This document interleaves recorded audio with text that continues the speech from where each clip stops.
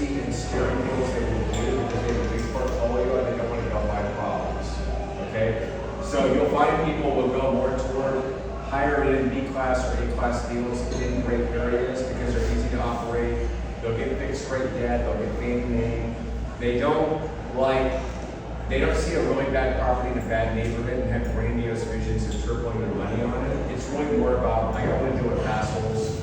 I don't want to deal with a bad deal or criminals, and they're just a lot more risk averse. A good operator that's very experienced over 10 years will be a pessimist. They're going to expect everything to go wrong if they're good. And the people that are newer, that are more rookies, they're optimistic, they think they can do anything. So the experience of the team, very important. Bet on the jockey, not the horse. Everyone's heard that. It's very true. And then what I look for, I want 10 years in multifamily full time. 10 years. That's the most important thing. And that means, they've been doing it for 10 years or longer. These people are hard to find, but they are out there. The size of the deal, bigger is better. I want 100 plus units minimum. And really, your more experienced operators won't look at something unless it's 150 now. Bigger is better, better is more. Is it easier to run a 50-unit property or a 500-unit property? 500. A lot easier. You know why? Because if you're doing a 50-unit, you might have one on-site manager, one maintenance person. On a 500-unit, you're going to have food staff. The maintenance guy calls in sick, leasing manager gets the flu or whatever. You hardly miss a beat because there's backup for everybody. Also, if the operator has a big portfolio, they can draw people from other properties to work with the property. If you have a 50-unit, you're on the bubble the whole time. If you lose one person, you're in trouble. So invest in market properties. Look at full cycle exits, the past investment results, and the reputation of what they've done. Look at the current issues, they have distressed deals, they have bad exits, and capital calls. There's nothing wrong with a capital call, really, and I don't like to go capital calls, but people that have gone through the last few years and have no capital calls, I tend to not believe it, especially with the kind of deals being done. As far as bad exits, that has happened a lot too, but there are people I know of that are good at navigating everything, and they haven't lost deals, and they haven't done a lot of capital calls. If most people that had capital calls will bridge their deals, for the most part, when they capital calls.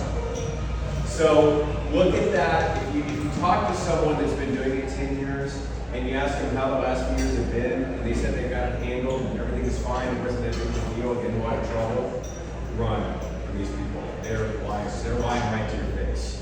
So if they don't act like they've had a lot of problems, or they have a Superman, they had no issues, I don't buy that. Everyone's had a lot of trouble. A lot of people have handled it better than others. Other people have collapsed, other people have over leveraged. So be careful about that. Other GPs investing money in their own deal. So they should be putting money in every deal. I laugh when people, if they're trying to present this amazing deal, and they why would they do this? I'm not putting money in. There's a lot of people that don't put any money in their deals. So if you have a deal that's not good, how much you want to share with the investors, how much you want to do this stuff? You have a lot of money. You go harm. People that have big portfolios, they're not liquid. If they can put more money into the portfolio, they're not going to do what they want to. So find out what they're investing in. This is, a lot of people have a lot of deals, but I put 100,000 in every deal.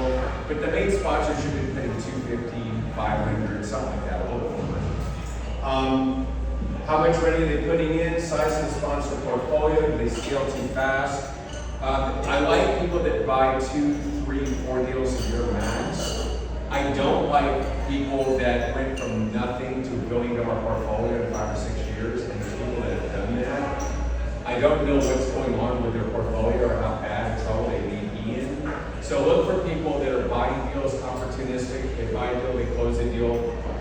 Be careful about people that have scaled up way, way too fast. So diversify investments in multiple sponsors, multiple deals, multiple markets, and I would say multiple investment clubs too. And there's a lot of different lifestyles at TWA here. I'm not going to say anything bad at either organization. I remember TWA having good lifestyles.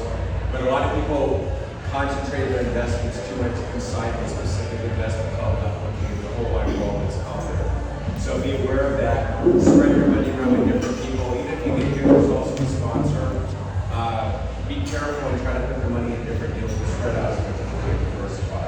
And then why are the owners selling? Anyone that's selling right now, it's not a good thing. So you want to be a buyer right now, not a seller. And so you need to find out what the story sell. The deal I have in Dallas right now, they have to sell because they have a distressed portfolio. They've got a partnership that broke up. They were high flyers, and they tried to convert office building into multifamily, a bunch of them, and it didn't work. And they are going out of business pretty much. And they got a partnership that's dissolving. The partners hate each other, and they want to sell everything that's good and just get out of it and pull as much money as they can and all over their stuff. So there needs to be a story about why they're selling. Now it's not a good time to sell. So you should look for deals that they're forced to sell.